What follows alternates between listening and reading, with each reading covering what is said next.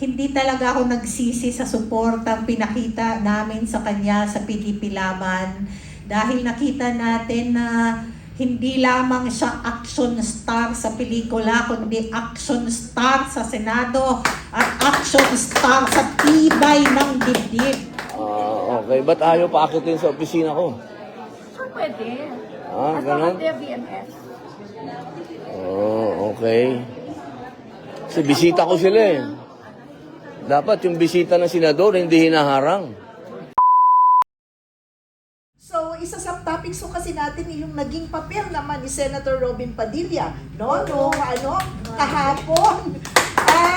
Ibang klase ang tapang na ipinakita nung umpisa pa lang, di ba, sa nung hearing kay Senator Marcoleta, no? Ang daming lumabas na memes doon. But especially yesterday na very calm ang kanyang demeanor, kaya lang very firm and very reassuring, lalong-lalo na dun sa 18 Marines. So yung topic na yun, Kapedia, I think mas maganda po na kayo na po ang tumalakay. Nako, dalawin niyo ako. Hapon ba yun? Hapon ba yun? I'm trying my best to be Monday. restrained. Alam mo, speaking of Senator Robin Padilla, I really salute him. Nagulat ako, yung mga nagmamalit sa kanya, artista lang yan. Wala yan. Tapos paglabas na resulta, partida pa yun, nagkadayaan pa yan, ha?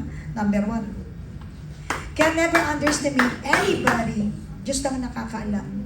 At ngayon, napatunayan natin, kaya pala siya nag-number 1 at talagang binantayan ng Diyos na hindi siya madaya ng mga animal dyan sa mga bilangan. Sa totoo lang, ginamit ko yung animal eh. Ginamit nila yun eh. Yung word na animal eh. May pumunta dun sa Senate, di ba? Kaya, I will also use that term or yung word na yan para sa right na paggamit. Kaya nga, sabi ko nga, ang galing nito, talagang tumaas talaga yung pagtingin ko lalo kay Senator. Kaya pala ito, itinalaga, destiny niya talaga maging servant talaga ng Pilipinas. Ngayon pala, ngayon makita mo, siya pala, he is the one, no? Nakita mo, ang sarap maging kaibigan ni Robin Padilla, ang sarap maging Senator si Robin Padilla. Why? Hindi nangiiwan sa ere. Hindi siya nangiiwan sa ere, talagang sobra talagang taas na respeto ko na nakita ko yung ginawa niya. Tapos makita mo, napaka-calm ng mukha. And after that incident, makita mo, front page, binalya daw siya, ganun-ganun, nakakatawa. Nakakatawa, nakatatapang nilang pumorma, ala naman palang yun, binatbat daw, sabi ni Sir Ferdinand. Eksaktong word. Tol. Attorney. Ano ba nangyari? Kayo papasukin? Anong problema daw? Ay, sir, morning. Ano ang problema po? BMS, tapusin na natin. BMS, ginagawa na natin. Okay. Ba't ayaw pa akitin sa opisina ko? So, pwede. Ah, As long ganun? as they have BMS. Okay. Kasi bisita ko sila eh. Dapat yung bisita ng senador, hindi hinaharang. So, 10 pa lang. 10 pa lang po. Katanungin po natin sila. Opo. Hindi dahil sa kapwa ko Muslim siya. I think it is a trait of a faithful Muslim eh. Sa aming Quran, sa Hadith at saka sa Sunnah ng Prophet Muhammad, peace be upon him.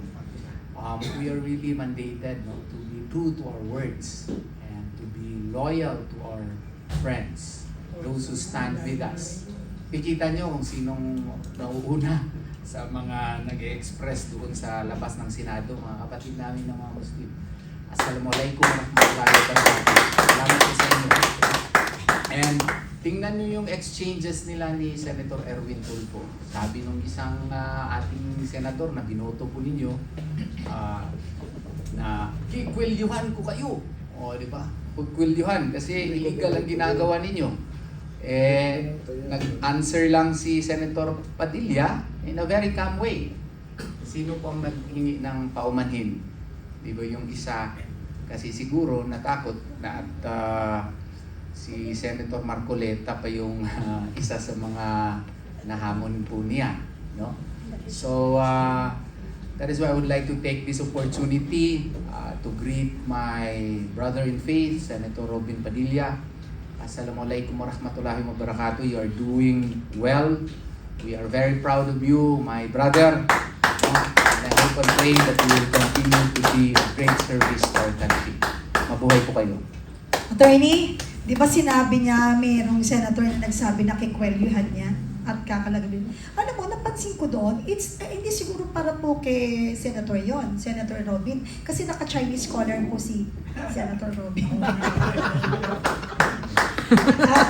Alam mo ka, Penny, kasi noong 2022, lagi kong seatmate yan si Robin during the campaign and press conferences ng senatorial candidates, no?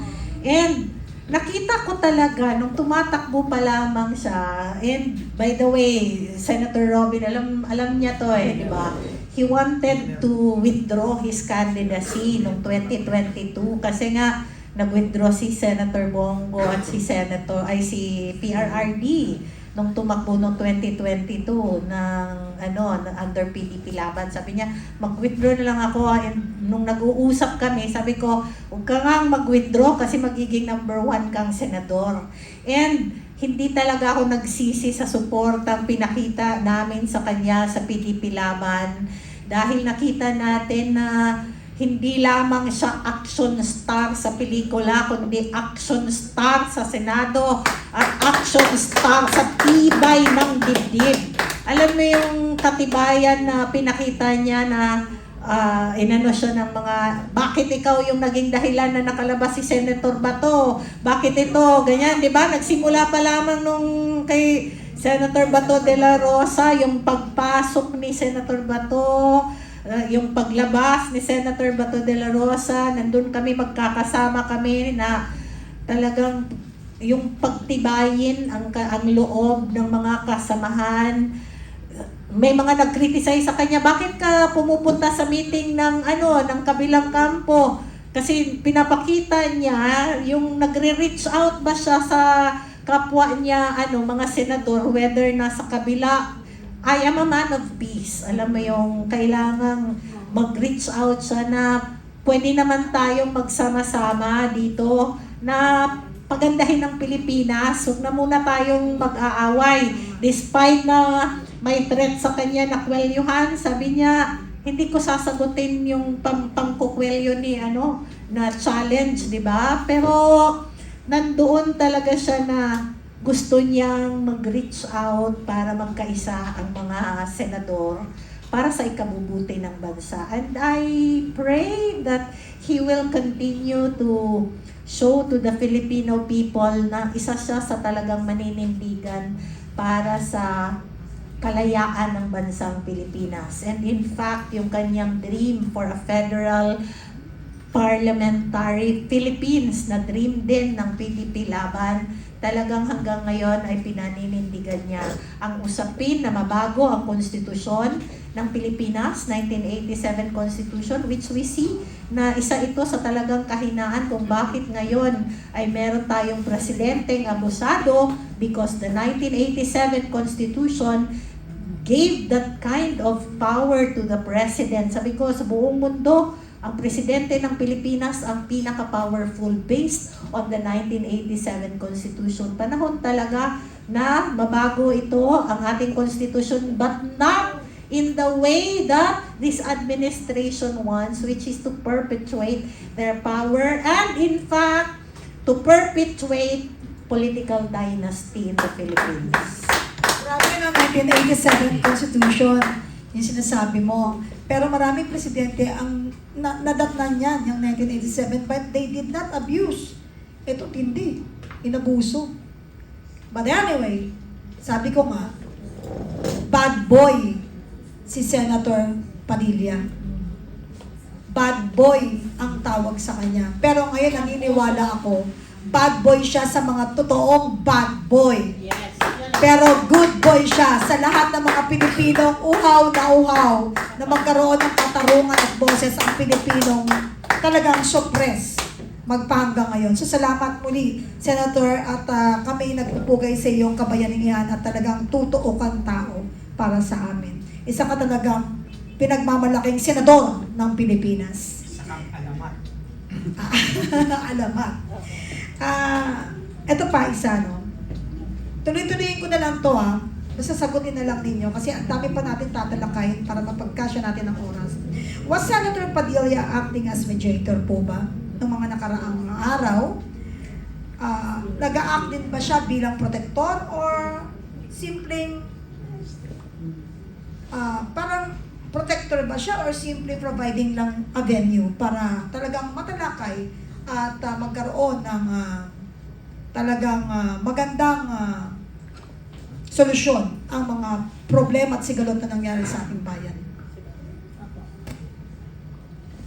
Well, I think he was just acting like a good senator, no? An excellent senator would do, no? Yung pag-receive niya doon sa 18 former Marines, no? In his office was a statements act talaga because of the concern of Attorney Levy Baligod, kasi kung ako din yung lawyer, hindi ko ipapahamak yung mga kliyente ko na ipa-appear doon kaagad na walang legal assurance na yung rights nila would be protected. And the act of Senator Robin to host them was a clear statesman's act, no? A high-class act talaga yun na hindi ko expected sa kanya kasi mas magaling pa ata siya sa amin ng mga abogado, no? Yung ginawa niya. Tapos yung desisyon niya na mag-conduct ng press conference was really a regal move. Kasi nakita doon kung ano yung nasa puso ng 18 Marines, no? And yung viewership nila, diba? Ang dami, umabot ng mga 70,000. Doon kay Senator Tulfo, 6,300 lang ata, no? And umabot at one time mga 7,000 yung kay Senator Tulfo. Pero doon kina Robin was more than 70,000. So it showed, no, the pulse of the people was really for the 18 Marines and the integrity likewise of the host, Senator Robin Padilla. And it augurs well for a country na nakikita na ngayon ng tao kung sino talaga ang totoong nagsisilbi ng bayan, no, at sino yung nagsasabi ng totoo at sino yung may katotohanang kwento. Yung sino yung meron talagang totoong kwento at doon sila naniniwala po sa 18 former Marines and especially Senator Robin Padilla. Said, Attorney. Parang nasagot na to kanina, no, Attorney Yvette. Yung Yes. sabi natin, yung decision niya to go first to Senator Padilla's office, indicate his trust toward the committee itself. Of course, yung protection talaga, no, ng mga aksyon mangyayari at baka maipit sa isang sitwasyon na hindi katanggap-tanggap para sa ating lahat, yung mangyayari kung hindi gagawin at decisionan ni Attorney Baligod. But, hindi ko na po tatanungin yan kasi parang nasagot na. Ang tatanungin ko na lang po, gaano ka-importante or how important is trust in legislative investigation? How important is trust in legislative investigation? It is very important because it is the foundation upon which witnesses would participate. If they trust the investigator that he is objective, he is impartial, then therefore such is in compliance with due process requirement. Kasi nga in Ang Tibay versus CIR ruling, no, there are requisites by which administrative due process are enumerated. And isa doon, yung impartial talaga yung nagli-lead ng investigation, yung hearing body. So kaya nga, kung wala kasi yung trust, walang a-attend sa'yo. At nakikita natin yan. Imagine yung mga congressman na in-invite ni Senator Tulfo, ni isa, walang umattend. At sa perception ng tao, allied sila eh. Di ba? Parang ka-allied. Pero pati yung mga ka-allied na ayaw umattend. I don't know, interparliamentary courtesy. Well, that is a rule of equity. That is not a rule of law. Because when a Blue Ribbon Committee calls for a hearing, you are required to attend whether you are a congressman or whatever. Kasi ang purpose po niyan is to iron out truth para maiwas-iwasan yung mga kontrobersya po sa ating bansa. Hindi po legally, hindi ka po pwede maka-invoke ng interparliamentary courtesy. Tingnan mo doon sa kabilang hearing, si Congressman Alvarez voluntarily went to clear his name. Congressman din naman siya. Bakit siya pumunta doon? Because he wanted to clear his name. There is a saying, di ba? Kayo mga Kristiyanos kayo. Proverbs 28:1 doon sa Biblia. The wicked flees, but the truthful is as bold as a lion. If you want to clear your name, then appear. Parang sa tingin ko, yung ginawa ni Congressman Alvarez, gusto niya ma-clarify yung pangalan niya, pumunta siya doon. Wala siyang sinasabi na interparliamentary courtesy. Di ba? Pero siguro, yung mga tinatago siguro, mag-hide under so-called interparliamentary courtesy. It may be a rule of equity and it's up to the Senate, to Blue Ribbon Committee to assert its right. Ang problema nga, yung nagpatawag ng Senate Blue Ribbon Committee, questionable pa yung kanyang legitimacy at saka siguro wala din trust doon sa nagpatawag. Kaya importante yung trust. Importante yung trust para hindi mabuntis. Baka marami si Tulfo nun. Grabe.